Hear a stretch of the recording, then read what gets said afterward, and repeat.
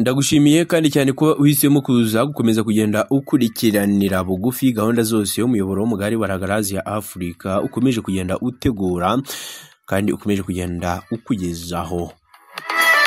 Ucyumva iki kinanga nyamukuru uyitumenya ko twanzitse dushotse tugana muri showbiz cyane showbiz nyarwanda cyane ko ariho tuba twibanda. None kuri ubu nibiki bikomeje kugenda bivugwa. Uyu munsi waranzwe n'iki mu ruganda rwa show business. Ikabwira ko umuhanzi uri mu bakunzwe mu rw'imisozi igihumbi niyo kwizerwa Bosco gusa yanditse izina rikomeye mu ruganda rw'indirimbo no mu gihugu cy'u Rwanda nka niyo Bosco. Ikabwira ko yatangaje itariki afite ubukwe hamwe na fiance we. Yatangaje ko ku itariki 16 Mutarama mwaka 2026 aribwo azasezerana imbere y'Imana n'umukunzi we Mukamisha Irene. Ni mu birori yise umunsi wo guhamya isezerano ryacu ry'iteka.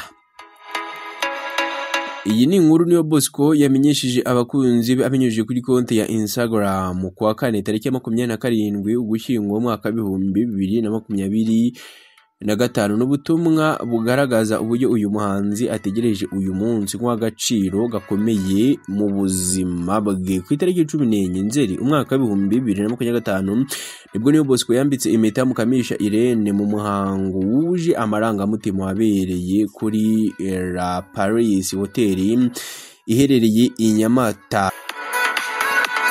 Yari yitwaje gitari aririmbira umukunzi we mu gihe inyuma yaho yari ahagaze yari handitse amagambo akomeye avuga ngo will you marry me cyangwa wakemera gushyingiranwa nanjye. Uyu muhango watunguye Irene ariko niyazuyaje kwemera ubwo yambikwaga impeta n'umusore wamutwaye umutima. Niyo Bosco yavuze ko atigeze atekereza ko azagera kuri uyu munsi w'ingenzi mu buzima bwe. Yagize ati hari igihe uba utazi ko kizagera, sinigeze ntekereza ko nzisanga mu bintu nk'ibi ariko ubu mbona ko ari byo bintu by'agaciro kuko mbigezeho.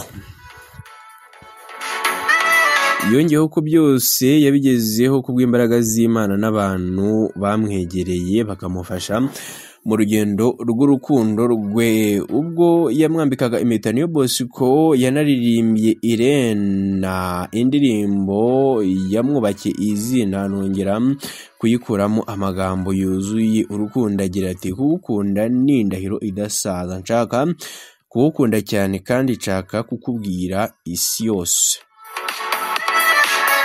Tariki 9 Nzeri mwaka 2025 nibwo bwa mbere niyo Bosco yeretse isi umukunzi we binyuze ku mbuga nkoranyambaga aho yamwifurije isabukuru y'amavuko, anatangaza ko ari we muntu umutima we washakaga by'ukuri. Niyo Bosco akomeje kuba umwe mu bahanzi b'Abanyarwanda bakunzwe kubera ijwi rye ritangaje, wanga mu kwandika no mu butumwa bwimbitse baburi mu ndirimbo zirikabwira ko aherutse gutangaza ko agiye kurushaho gukora umuziki w'indirimbo zo kuramya ndetse no guhimbaza Imana nubwo akomeje urugendo rwo kwandika indirimbo ku bandi bahanzi.